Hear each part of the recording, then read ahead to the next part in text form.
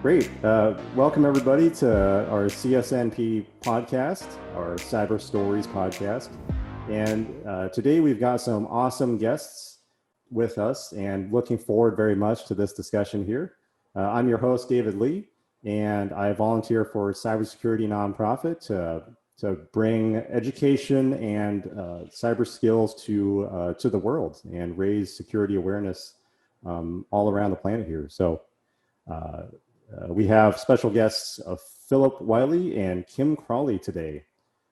So Phil, I'll let you introduce yourself first. Yeah, thanks. I'm Phillip Wylie.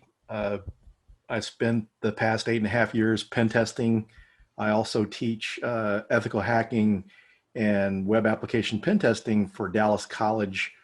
And I like to do workshops and speak at conferences. So education is a big passion of mine, and especially when it comes to offensive security. Yeah, I share that interest, Phil. You know, I'm a full-time cyber bootcamp instructor, so I spend quite a lot of time myself on cyber curriculum development. So good to connect on that level for sure. Kim, why don't you introduce yourself? Hi, my name is Kim Crawley. My life, at least professionally, is dedicated to researching and writing about all cybersecurity areas. So basically, my mindset is I'm a jack of all trades, master of none when it comes to cybersecurity. I love researching, I love writing. Unlike a lot of people in our industry, writing is pretty much 100% of my work. Fantastic. Well, great to have you two on the show. And as I understand it, we have a new book coming out. So looks like the title is The Pentester Blueprint, Starting a Career as an Ethical Hacker. And gosh, this one's going to sell like hotcakes because I'll tell you what, there's been an incredible uptick in interest in this career field among the beginners, as well as people on the outside considering a career change, especially with all that's happened in 2020. A lot of folks are professionally displaced, and they're looking to find their new passion. So let's start there. Phil, what inspired this book of ours here? Yeah, the book kind of go a little further back. Before I started teaching, I did a lot of mentoring and just sharing information with people that wanted to become pen testers. And so eventually I got into teaching in January 2018. And this book is based on a conference talk I did, which was originally a talk that I gave for my first day of class, the lecture for my class the first day. And some of the other professors in the college asked me to come talk to their students, cybersecurity students, about becoming pen testers. So it kind of evolved from a lecture to a conference talk, and just seeing all the interest that the talk got, I thought about writing a book. And after being interviewed for the Tribe of Hackers Red Team book, Wylie Publishing approached me, asked me if I was interested in writing a book. And so I knew that I wanted to write a book on this subject. So there's so many people want to get into the field. There's lots of books out there on pen testing the subject, but not a lot of them tell you what you need to know before you become a pen tester. And that's where I found that it's been very helpful. Yeah, definitely. There's a lack of, I think, career pathway guidance in our field. You know, cyber itself being insanely broad. A lot of beginners just kind of get scared away by the certifications and all these barriers to entry. So really interesting to see this kind of work come out. Kim, how did you get involved in the project? Well, I already had a reputation for writing and research, and Phil and I, we've known each other as, industry colleagues for quite some time, but we had never worked together. And out of the blue this April, Phil approached me and he said, I'm working on this book, but I've got so much going on in my life now professionally that I'm not going to be able to finish the book on time on my own. Would you like to work on the book with me? And I was thrilled. I had never worked with Phil before, but I knew that he was one of the most experienced penetration testers in our field. And everyone says he's a nice guy, and he always seemed very nice to me. So I was really happy about the opportunity. and we work together, and the collaborative relationship was a smash success.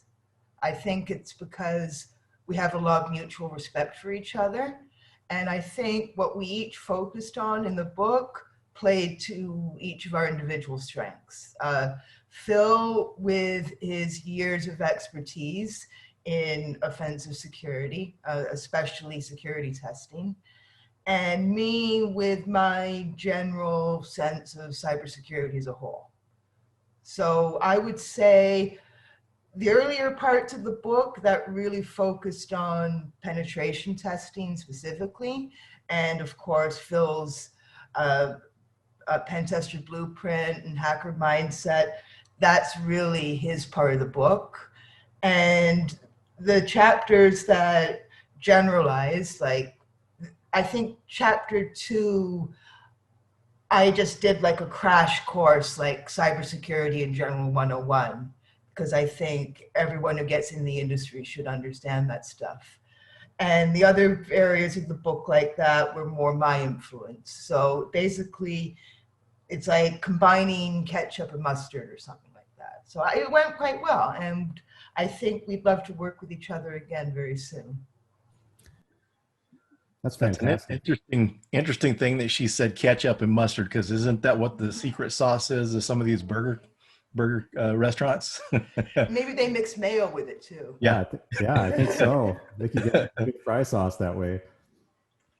Well, that's incredible what you two have done and putting this thing together. And it always gets me excited to see people in the security community just go out of their way to give back and to help others find their way and to really change their lives through these career paths. And so this is monumental stuff here, and I'm really just so excited to really talk about this. So it sounds like, Phil, you were hitting the road and doing this as a presentation. So it sounded like already that your audiences were looking to learn about some kind of roadmap forward into this career path. What were some of the most common questions that people were asking about this subject? Yeah, a lot of the questions you typically get, and we covered in the talk and then more in depth in the book, was certifications. People wonder what certifications to get. And while that's needed, you need to learn the skill. The certifications get your foot in the door, but that's one of the biggest questions. You know, a lot of people didn't think they could get into the field, but then once they kind of see my story of how I got in, they realize, okay, this, hacking is only one piece of it. The pen testing skill is one piece of it. All the underlying technologies matters. And that's where Kim was a great help with the book, because she really filled in the areas that really needed more work, that some of the prerequisite kind of stuff, and then as well as making the chapters better. But yeah, most of the questions I was getting was, about certifications, how to get started, what type of resources out there for training. And we cover a lot of that in the book, as well as in the talk that I've covered. But here we go in a lot more depth. There's only so much you can give in an hour's time. And as the time has gone on that I've given this talk, it's going on next year.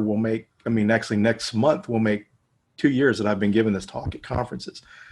But it's getting to where sometimes an hour is not enough time to answer questions. It takes like 45 minutes to 50 minutes to complete the talk. And then the questions, trying to get through that. And there's just more questions. So one of the things this is going to do is help answer the questions that weren't answered during the conference talk. Yeah, that's tremendously exciting, is being able to go in depth on these topics of how do you move your career forward in this direction, and what can you expect to see in this kind of ethical hacking career set. Kim, as a blogger, I imagine you're really plugged into just the discourse around offensive security.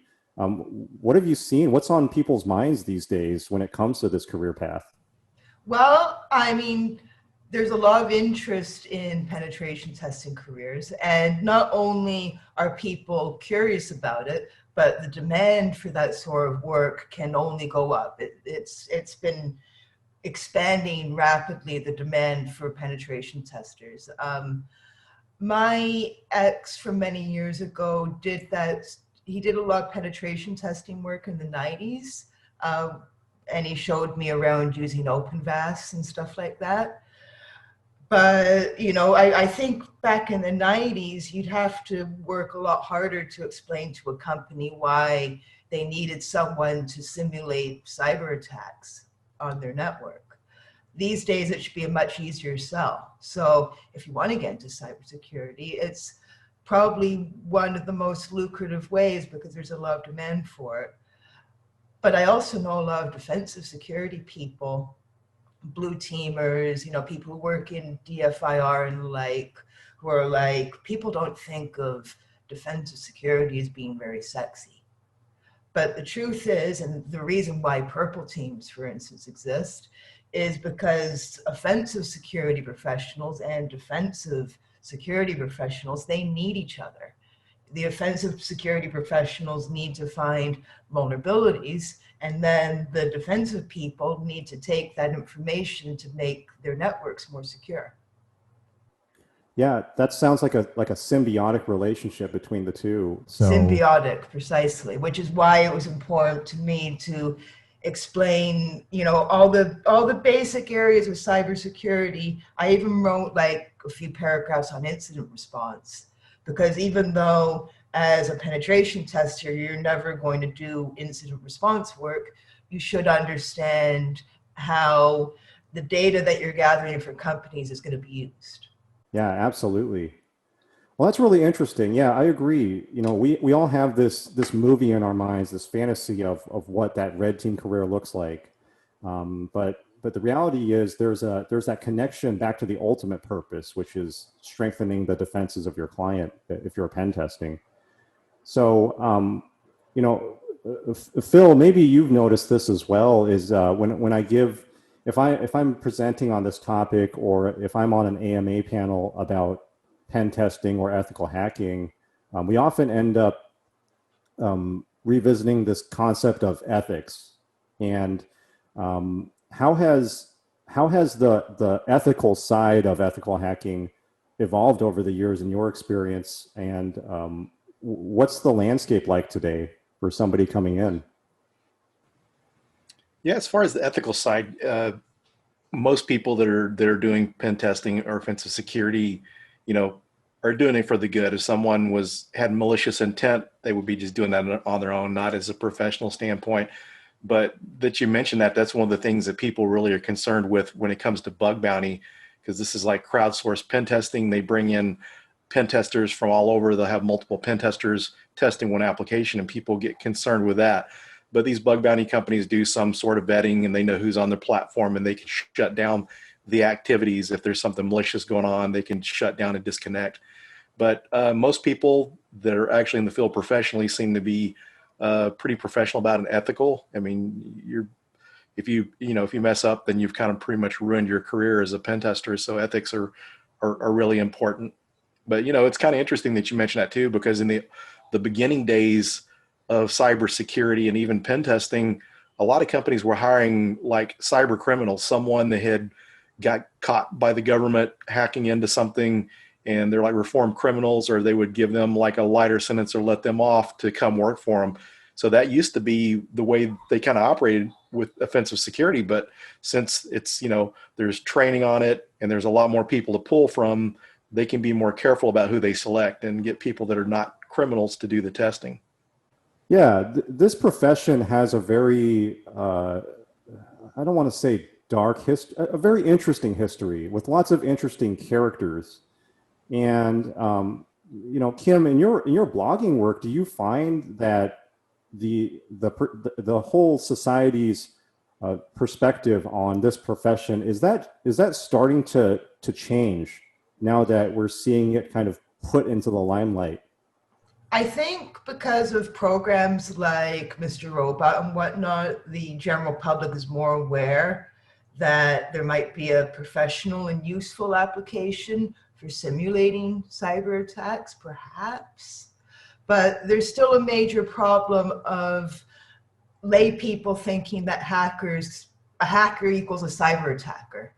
And Phil got me on board with this group called Hacking is Not a Crime.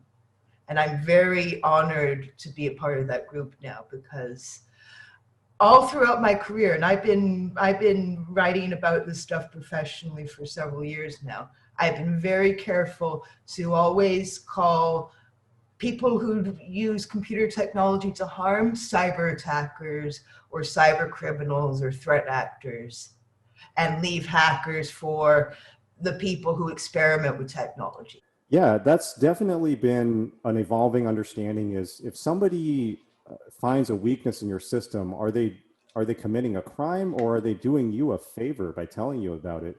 So that's the public's perception, I agree, is really starting to evolve slowly. But you know, that whole thing of protecting pen testers, that's really been a big discussion point these days, with the whole coal fire arrest in Iowa situation. That you know, I was just at the B-Side Seattle conference where their team presented on that, and lively discussion. What are your thoughts on how are we making a dent in protecting the legal rights of pen testers these days? What do you think? Maybe Phil, you can take that one. Yeah, I think it's improving. And like the organization Kim was mentioning that we're members of, Hacking is Not a Crime, they're doing more than, it was interesting because Brian McInich that started the organization originally was giving out stickers that said hacking's not a crime to try to bring awareness. And Chloe Mustagi partnered with him on that because she was doing a lot on the legal side for hackers' rights, trying to make, you know, because she comes from the bug bounty community. She was at Bugcrowd for a while, so she got to know a lot of researchers. So her interest in protecting people and a lot of the disclosure programs to make sure that researchers aren't getting penalized for trying to help out. I mean, there's cases, one incident where someone from the security community was testing one of the DJI drones and got in some legal problems with that because they had a bug bounty. He found things and they tried to say he went out of scope, and then he, you know, decided he wasn't going to take the bounty for the finding because he didn't want trouble. So people are actually working to try to help in those areas. So they're making some good ground on that, and we're working with like media to get them change the way they word things. We're not lucky that everyone else that are writers like him knows the proper terminology. So we're trying to educate, you know, government and media on the proper terms, but there's a lot of efforts going in to help improve that. And there's been like several different organizations that are interested in trying to protect hackers' rights and let people know it's needed. You know, security researchers, if it wasn't for them, if it was outlawed, there'd be a lot of things that get missed, and it would be up to the, you know, malicious actors would be able to get in easier. And, you know, we wouldn't be able to protect things as much if it wasn't for security research. And having that freelance security research is very important. Yeah, very interesting. That's so cool that both of you are part of this movement to protect the rights of ethical hackers. Very, very interesting stuff there. So when it comes to composing this book about moving your career into pen testing, Kim, what did you find was on what's on people's minds, and what are the big hurdles these days for people like pivoting towards this career? I think the number one greatest barrier for people psychologically is thinking, I have to be a computer genius to get into this field, and I'm not a computer genius, so I'm not even going to consider it. We have very diverse backgrounds. I know Phil was a wrestler, and then he got into being a systems administrator. My IT career didn't really start until I was in my mid-20s. And for many years, I mean, I was fascinated by computers ever since I was like 8 years old, and I edited AutoExec in Windows 3.1 in a text editor. Actually, 1992, that would have been Windows 3.0 in a text editor. I was just fascinated, but I had never considered computing as a career at that point, partly because I struggled with math, and my math teacher said, Kimberly, if you want to work with computers, you have to be a math genius. which is absolutely not true, unless you're going to be like a cryptographer or work in assembly language or something like that. But I was encouraged. I went into IT when I was in my mid-20s, and it's just overcoming that psychological barrier. I think a lot more people could become a lot more proficient with computers if they had a little more faith in themselves. And also, there's lots to do as a penetration tester, for instance, that has nothing to do with the specific technicalities of computers. There's physical penetration testing, where you find weaknesses in physical buildings, like can an adversary physically get into the data center? There's stuff like social engineering, which is all about being a con person, fooling people. So there's a lot more to penetration testing in general than just computing stuff. But even when you're getting into the computing stuff, a lot of people would be surprised how good they can get at it if they just give themselves a chance. Yeah, I couldn't agree more. And you know, this tech field, if you're coming in from something like marketing or some kind of non-technical, maybe you're coming in from customer service, it's quite intimidating, because computers have this nasty habit of either working or they don't. And as you go deeper into this rabbit hole, that complexity starts to build. And that's really scary if you're a newcomer. So, you know, that being said, Phil, what does the next generation of ethical hackers look like? What challenges will they face that the previous did not? And how is that informing how you're approaching training them? I think some of the technologies that they'll be testing will evolve. For instance, you know, everything's going to cloud. And so be able to know some cloud getting into it's going to be helpful. Whenever I was starting out in 2012, you know, there wasn't cloud. You might have been earlier. They called it other things at one time, where things were hosted off premises, you know, across a WAN, or the internet wasn't as popular then. So it's beginning to be more popular. Your vehicles and stuff, like your autonomous vehicles, it's important that those are tested. So I can see a lot more testing, you know, on automobiles and different types of transportation would be needed. Testing like drones, you know, things that could be weaponized by attackers. So I see more of that coming about. I see some of the tools, you know, you hear people saying machine learning and AI is going to replace security people and pen testers. I don't think it will. I think it's going to give us better tools to work with. We'll be able to find the easier things, you know, more efficiently using those type of next gen tools. Phil, speaking of how things are changing, do you think the shift to remote work that happened this spring is that going to leave a lasting change in the pen testing industry? And what does a physical on-prem penetration test now look like, given all of these restrictions? Yes, it's interesting that you mentioned that. And I think it's going to change. And I think some people have been forced into the change. There's been ways to do this remotely for a while. Someone would send out a remote Dropbox or send out a laptop with pen testing tools installed. They send it out to the customer. They plug it in and perform the pen test. But, you know, a lot of companies like to see the consultant on site. And we've kind of had to pivot into the remote, you know, Dropboxes and systems sent out to be able to perform the pen test. So that's getting to be more common. There's a lot of companies that are using those type of techniques, and were using it prior to the pandemic.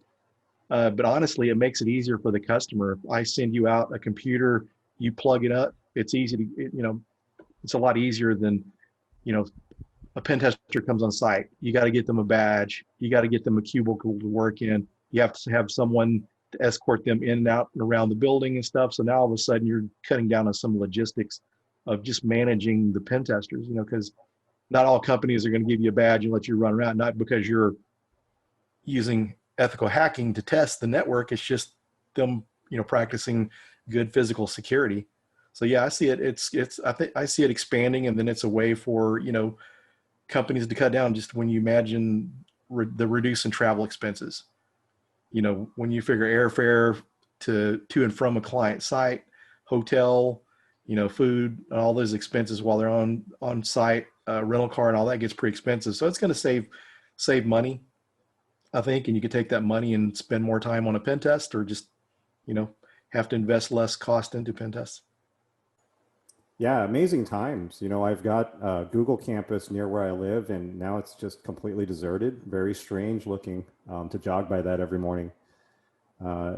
Kim, some of the advice that I give to new folks in security is to start your own blog, like write about your experiences and contribute back to the community, you know, volunteer.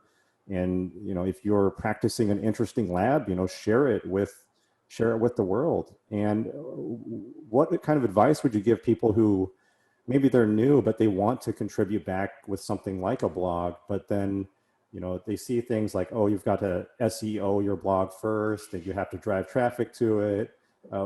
It's so intense these days, right? Like, what do you think about all that? I haven't had a personal blog for years now.